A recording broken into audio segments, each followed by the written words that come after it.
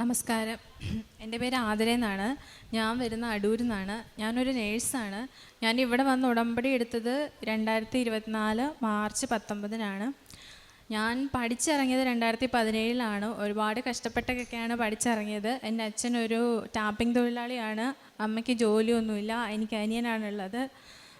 ഒരുപാട് സാമ്പത്തിക കഷ്ടപ്പാടുകളിൽ നിന്നാണ് പഠിച്ച് ഞാൻ അവിടെ വരെ എത്തിയത്. 3-ാം വർഷവും 4-ാം വർഷവും എൻ്റെ ഫീസ് അടച്ചത് എൻ്റെ കോളേജിൽ നിന്ന് തന്നെയാണ്. അത് കഴിഞ്ഞ് ഞാൻ ജോലിക്ക് പോയത് മുംബൈയിലാണ്. അന്ന് തൊട്ട് ആഗ്രഹമായിരുന്നു എക്സാമൊക്കെ എഴുതി പുറത്ത് പോകണം എന്നുള്ളത്. പിന്നെ പഠിച്ച കടങ്ങളൊക്കെ തീർക്കാനൊക്കെ ഉള്ളതുകൊണ്ട് ആദ്യത്തെ ഒരു 3.5 വർഷം എക്സാമൊന്നും എഴുതാൻ പറ്റിയില്ല. പുറത്തോട്ടുള്ള എക്സാമൊക്കെ എഴുതാൻ ഭയങ്കര പൈസയാണെന്നറിയാലോ. അത് കഴിഞ്ഞ് എക്സാം എഴുതി എനിക്ക് കിട്ടിക്കഴിഞ്ഞപ്പോൾ എനിക്ക് കിട്ടിയത് അയർലൈൻ സ്കോറാണ്. അപ്പോഴത്തേക്കും അവിടേക്ക് ആൾക്കാരെ എടുക്കുന്നില്ല എന്ന് പറഞ്ഞിട്ട് അതിന് പോകാൻ പറ്റിയില്ല. അങ്ങനെ ഒരു 2 വർഷമാണ് സ്കോറിനുള്ള വാലിഡിറ്റി. ഏകദേശം 1.5 വർഷം കഴിഞ്ഞപ്പം എനിക്കൊരു ഇൻ്റർവ്യൂ കിട്ടി. ശരി, അതിന് പോകാമെന്നും പറഞ്ഞ് എല്ലാം ശരിയായി.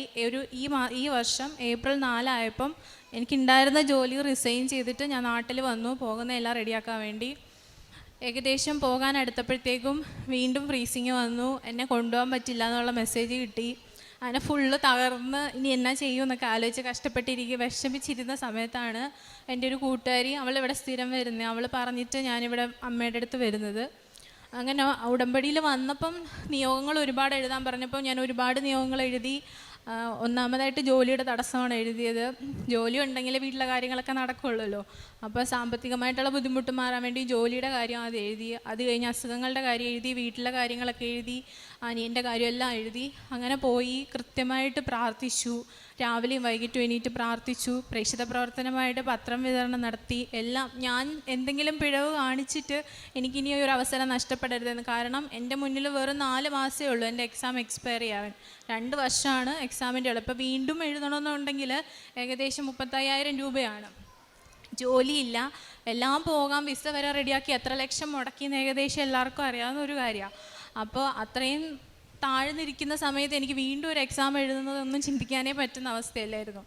അങ്ങനെ ഇരിക്കുമ്പം ഉടമ്പടിയിലായിരിക്കുമ്പോൾ തന്നെ 90 ദിവസത്തിന് മുന്നേ തന്നെ എനിക്ക് 2 ഇൻ്റർവ്യൂ ഒരേ ദിവസം വന്നു. 2-നും പാസ്സായി. പിന്നെ എൻ്റെ എക്സാമിൻ്റെ എക്സ്പയറി വെച്ച് നോക്കുമ്പം ആദ്യം ജോയിൻ ചെയ്യാൻ പറ്റുന്നതാണ് ഞാൻ സെലക്ട് ചെയ്തത്. അത് സെലക്ട് ചെയ്ത ശേഷം പരീക്ഷണങ്ങളൊന്നും അവസാനിച്ചിട്ടില്ലായിരുന്നു. അത് സെലക്ട് ചെയ്ത് ജോയിൻ ചെയ്യാമെന്ന് പറഞ്ഞത് കഴിയുമ്പം വീണ്ടും പ്രശ്നം വന്നു. OET സ്കോർ എക്സ്പയറിയാണ്, നിങ്ങൾ വീണ്ടും എഴുതണം, ഇല്ല കൊണ്ടുപോകാൻ പറ്റില്ല. അപ്പോൾ എല്ലാ തവണയും അവസാനം അടുക്കാറാകുമ്പോൾ ഇതുപോലെ ഓരോ പ്രശ്നങ്ങളാകുമ്പോൾ എനിക്ക് സങ്കടമാണ്. ഞാനിനി ഒരു തവണ ഫുള്ള് ഇത്രയും വലിയ നിരാശയായപ്പോഴത്തേക്കും ഇനി എന്നാ ചെയ്യുമെന്ന് അറിയാത്ത വല്ലാത്തൊരവസ്ഥയിലായിരുന്നു. അപ്പം എനിക്കിപ്പോൾ ആശ്രയമായിട്ടുള്ളത് അമ്മ മാത്രമാണ്. അപ്പം ഞാൻ അമ്മയോട് പറഞ്ഞു, ഇനി എനിക്കൊന്നും അറിയില്ല, അമ്മയെ ഏൽപ്പിച്ചിരിക്കുകയാണ് ഞാനെല്ലാം. അമ്മയ്ക്ക് ചെയ്യാൻ പറ്റാത്തതായിട്ട് ഒന്നും ഇല്ലയെന്ന് എനിക്കറിയാം. അതുകൊണ്ട് അമ്മ തന്നെ എന്തെങ്കിലും ചെയ്യണമെന്ന് പറഞ്ഞു.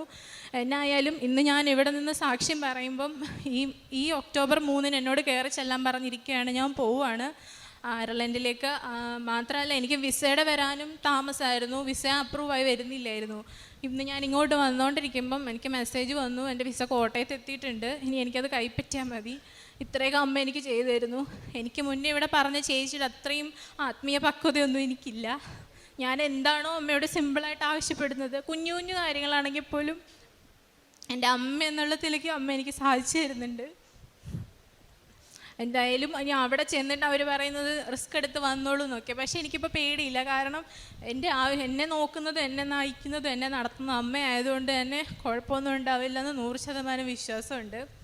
പിന്നെ ഞാനൊരു നേഴ്സായതുകൊണ്ട് തന്നെ ചിലപ്പോൾ ചിലർക്ക് വിശ്വാസം വരില്ല. അസുഖമൊക്കെ മാറി ദൈവം എന്ന് മാറ്റി എന്നൊക്കെ പറഞ്ഞാലൊന്നും ചിലർ വിശ്വസിക്കില്ല. എന്നാലും എനിക്ക് PCOD ഉള്ളതാണ്. PCOD അതായത് വർഷത്തിലൊരു 5 or 6 മാസമൊക്കെ കൂടിയിരിക്കുമ്പോഴായിരിക്കും എനിക്ക് പീരീഡ്സ് ഉണ്ടാവുക. പക്ഷേ ഞാൻ ഉടമ്പടി എടുത്ത നിയോഗത്തിൽ ഞാൻ എഴുതിയിട്ടുണ്ടായിരുന്നു എനിക്ക് ഇത് കൃത്യമായിട്ട് പീരീഡ്സ് വരണം, എൻ്റെ അസുഖം മാറ്റിത്തരണം എന്നൊക്കെ. ഉടമ്പടി എടുത്ത് അന്ന് തൊട്ട് അമ്മ പീരീഡ്സ് ആവണേന്ന് പറയുന്ന അന്ന് പീരീഡ്സ് ആയി. പിന്നെ കുറേ നാൾ വരാതിരുന്ന് 7 പീരീഡ്സ് ആയതുകൊണ്ട് തന്നെ 1 മാസം മുഴുവൻ പീരീഡ്സ് ആയിരുന്നു. പക്ഷെ അങ്ങനെ ഒത്തിരി വരുമ്പോൾ അത് പ്രശ്നമാണല്ലോ. അപ്പം ഞാൻ പറഞ്ഞു, അമ്മ എനിക്ക് മനസ്സിലാവും പക്ഷേ ഇത് ഇങ്ങനെ പോയാൽ എനിക്ക് ആരോഗ്യ പ്രശ്നമാണ്, ഇത് നിൽക്കണേന്ന് പറഞ്ഞാൽ അന്ന് തന്നെ അതിൻ്റെ പിറ്റേ ദിവസം തന്നെ നിന്നു. ഇത് ഒരു നേഴ്സായ ഞാൻ പറയുന്നത് തന്നെ ചിലർ വിചാരിക്കുന്നത് എന്താ ഞാനിങ്ങനെ പറയുന്നത്, പക്ഷേ എനിക്കുണ്ടായ അനുഭവമാണ് ഞാൻ പറഞ്ഞത്. അത്രയും കണ്ടിന്യൂസ് ഹെവി ബ്ലീഡിങ് വന്ന അമ്മ ഇതൊരു പ്രശ്നമായിട്ട് ഇനി മാറുമല്ലോ നിൽക്കണേന്ന് പറഞ്ഞപ്പോൾ തന്നെ നിന്നു. എൻ്റെ ലൈഫിൽ ഇത്രയും എനിക്ക് 28 വയസ്സായി, ഇതുപോലെ എനിക്ക് 7 or 8 ആയപ്പോഴാണ് ആദ്യമായിട്ട് പീരീഡ്സ് ആയത്. അതിനുശേഷം ഇങ്ങനെ ഞാൻ പറയുമ്പോൾ പീരീഡ്സ് വരുന്നതും ഞാൻ പറയുമ്പോൾ നിൽക്കുന്ന ഒരു പീരീഡ്സ് എൻ്റെ ലൈഫിൽ വന്നിട്ടേ ഇല്ല. അതിനുശേഷം ഇങ്ങോട്ട് കൃത്യം ഡേറ്റിൽ വന്നില്ലെങ്കിലും മാസം എനിക്ക് വരുന്നുണ്ട്. മാർച്ചിൽ ഞാനെടുത്ത ഉടമ്പടിയാണ്, അപ്പം എനിക്ക് മാസം വരുന്നുണ്ട്. പിന്നെ അമ്മ അത് സംബന്ധമായി ഒരുപാട് കാര്യങ്ങൾ അമ്മ എനിക്ക് ആ സമയത്താണ് PCOD ഉള്ളപ്പോൾ ഈ ഡയറ്റൊക്കെ ഫോളോ ചെയ്യണം, അല്ലെങ്കിൽ ഈ എക്സസൈസ് ഫോളോ ചെയ്യണം, അങ്ങനെ തുടങ്ങുന്ന ഓരോ വീഡിയോകളൊക്കെ എൻ്റെ മുന്നിലേക്ക് വരുന്നതും അത് ചെയ്യാൻ പോലും എനിക്ക് മനസ്സുകൊണ്ട് തോന്നിക്കുന്നില്ല. അമ്മ നമുക്ക് വഴിയും കാണിച്ചു തരും ഒരു കാര്യം ഉണ്ടെങ്കിൽ. അപ്പം ഇത് അമ്മ തന്നെ ചെയ്യണം എന്ന് പറഞ്ഞിരിക്കേണ്ട, ചിലപ്പോൾ ഓരോരോ വഴികളായിട്ടായിരിക്കും അമ്മ കാണിച്ചു തരുന്നത്. അത് നമുക്ക് കണ്ണ് തുറന്ന് കാണാനുള്ള കഴിവുണ്ടാണെന്ന് മാത്രമേ ഉള്ളൂ. പിന്നെ ഒരുപാട് പ്രാർത്ഥിക്കാൻ അറിയാത്തവരോടും അല്ലെങ്കിൽ ഓരോ വചനങ്ങൾ അങ്ങനെ അറിയാത്തവരോടും, ഞാൻ ഹിന്ദു ആയതുകൊണ്ടാണ് എനിക്ക് കൂടുതൽ വചനങ്ങൾ അങ്ങനെയൊന്നും അറിയാത്തത്. അവരോട് എനിക്ക് പറയാനുള്ളത് അമ്മയോടുള്ള വിശ്വാസം മാത്രം മതി. ചെറിയ സിമ്പിളായിട്ടൊരു കുഞ്ഞു എങ്ങനെയാണോ അമ്മയുടെ ആവശ്യങ്ങൾ പറയുന്നത് അതുപോലെ പറഞ്ഞാൽ അമ്മ തീർച്ചയായും സാധിച്ചു തരും. അതേപോലെ തന്നെ നമ്മൾ എന്തെങ്കിലും തെറ്റ് ചെയ്തിട്ടുണ്ടെങ്കിൽ അമ്മയോട് ഏറ്റു പറയാനുള്ള മനസ്സ് നമുക്കുണ്ടാകണം. ഞാൻ എപ്പോഴും പ്രാർത്ഥിക്കും, ആ ചേച്ചി പറഞ്ഞ പോലെ തെറ്റൊക്കെ ചെയ്തിട്ടുണ്ടെങ്കിൽ ദേഷ്യമൊക്കെ സങ്കടമൊക്കെ വരുമ്പോൾ നമ്മൾ എന്തെങ്കിലുമൊക്കെ പറഞ്ഞു പോലോ, അപ്പം നമ്മൾ പ്രാർത്ഥിക്കുമ്പോൾ പറയും ഇനി പറയൂല എന്ന് പറയും. അങ്ങനെ ശരിക്കും അമ്മയോടൊരു സംസാരിക്കുക ചെയ്യുന്നത്. പ്രാർത്ഥിക്കുന്നതിൽ കൂടുതൽ ഞാൻ അമ്മയോട് കൂടുതൽ സംസാരിക്കുക. അമ്മ ഞാൻ ഇന്നിങ്ങനെയൊക്കെ ചെയ്തു, ഞാൻ ഇങ്ങനെ ചെയ്തു, ഞാൻ ഈ തെറ്റ് ചെയ്തു, എന്നോട് പുറക്കണേ, അങ്ങനെയൊക്കെയുള്ള ഭയങ്കര ഒരു അറ്റാച്ച്മെൻറ്റ് എനിക്ക് അമ്മയോട് തോന്നുന്നുണ്ട്. അതുകൊണ്ട് തന്നെ എനിക്കിപ്പോൾ ഇവിടെ നിന്ന് സംസാരിക്കാൻ ഭയങ്കര പേടിയായിരുന്നു. അപ്പം ഞാൻ ആ ചേച്ചി പറഞ്ഞ കേട്ടല്ലോ, യേശുപ്പനെ മുഴുവനായിട്ട് എല്ലാവരും നിന്ന് അത്രയും പരിഹസിച്ചാൽ അത്രയും ബുദ്ധിമുട്ടൊന്നും എനിക്ക് നാണക്കേടൊന്നും തോന്നിയില്ല ഇവിടെ കയറി നിന്ന് സംസാരിക്കാനായിട്ട്. പിന്നെ ഇത്രയും പറയാൻ പറ്റുമെന്നില്ല, ഞാൻ വിചാരിച്ചില്ല. എല്ലാം ഞാൻ അമ്മയെ സമർപ്പിക്കുകയാണ്.